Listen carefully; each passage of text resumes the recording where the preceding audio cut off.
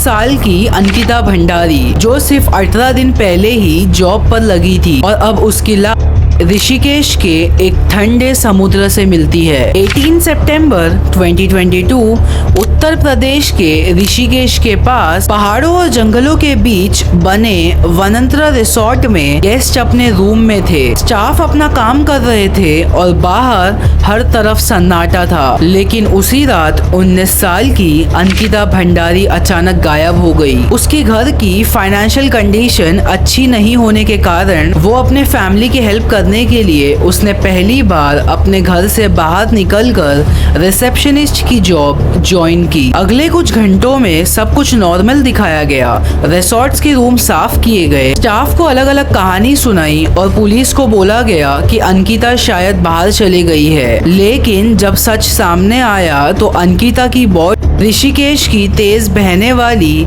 चिल्ला कैनाल से मिली। उसके शरीर पर कई निशान थे, जिससे ये समझ में आता है कि उसने आखिरी वक्त तक खुद को बचाने की कोशिश की थी। और सबसे हैरान वाली बात ये थी कि जिस लोगों के साथ अंकिता काम करती थी वही लोग उसे जिंदा वापस लौटने नहीं देना चाहते थे। ये है अंकिता भंडारी केस, एक ऐसी लड़की जिसने गरीबी से लड़ना मंजूर किया लेकिन अपनी इज्जत बेचने से इनकार कर दिया। 19 साल की अंकिता भंडारी, जो उत्तराखंड के पौड़ी ग्रवल के छोटे से गांव धौपस्त्रीकोट की रहने वाली थी। वो एक सिंपल और मिडिल क्लास फैमिली से बिलोंग करती थी। अंकिता के फादर वीरेंद्र भंडारी पहले सिक्योरिटी गार्ड का जॉब करते थे, लेकिन कोविड के टाइम उनकी जॉब चले गई थी, जिसके बाद घर की फाइनेंशियल कंडीशन काफी खराब हो चुकी थी। अंकिता बचपन से ही पढ़ लिख कर कुछ बड़ा करना चाहती थी। वो काफी हार्ड वर्किंग, एम्बिशियस और अपने फैमिली के लिए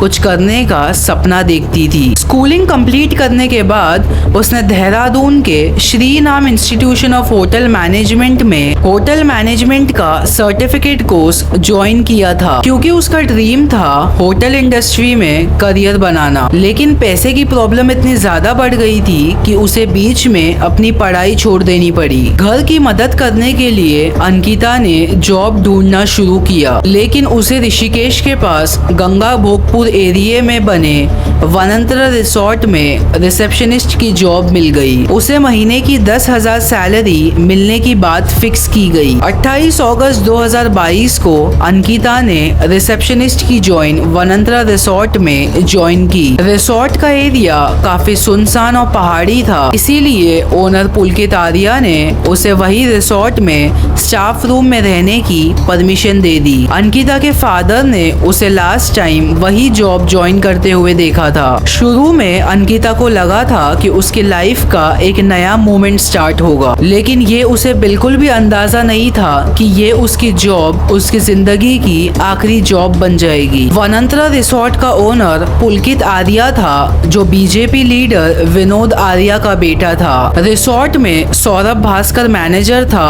और अंकित गुप्ता असिस्टेंट मैनेजर था। पॉलिटिकल पावर और इन्फ्लुएंस की वजह से पुलकित आर्या को सब लोग पावरफुल मानते थे। जॉब ज्वाइन करने के कुछ ही दिन बाद अंकिता को रिसोर्ट का एटमॉस्फेयर काफी अजीब लगने लगा। धीरे धीरे उस पर प्रेशर डाला गया कि वो वीआईपी गेस्ट को स्पेशल सर्विस दे। अंकिता ने अपने क्लोज फ्रेंड पुष्पदीप को व्हाट्सएप चैट्स में बताया था कि एक 10,000 रुपए के बदली उसे एक वीआईपी गेस्ट को स्पेशल सर्विस देने की बात की जा रही है। अंकिता ने साफ मना कर दिया। अंकिता ने अपने दोस्त को मैसेज में लिखा था, मैं गरीब हो सकती हूँ लेकिन मैं खुद को नहीं बेचूंगी। ये लाइन बाद में इस केस की सबसे इमोशनल लाइन बन गई थी। अंकिता मेंटली बहुत परेशान लगने लगी थी और के बारे में उसने अपने क्लोज दोस्त को बार बार मैसेज की। रिपोर्ट्स के मुताबिक 17 सितंबर को अंकिता को नीचे वाले रूम में शिफ्ट कर दिया गया था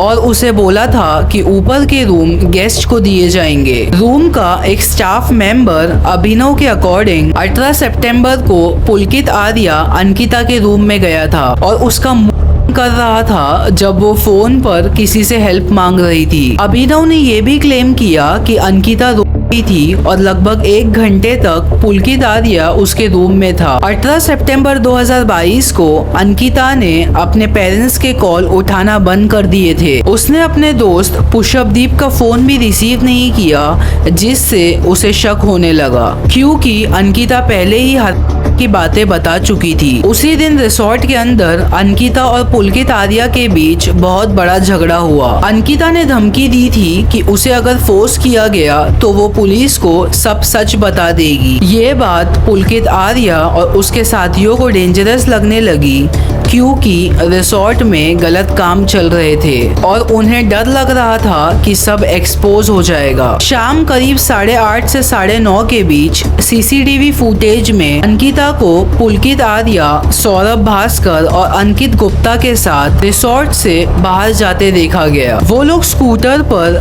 ऋषिकेश साइड की तरफ गए, अंकिता को शांत करने और मैटर सॉल्व करने गए हैं। बाकी की पूरी कहानी जानने के लिए मिलते हैं पार्ट 2 में। Stay tuned.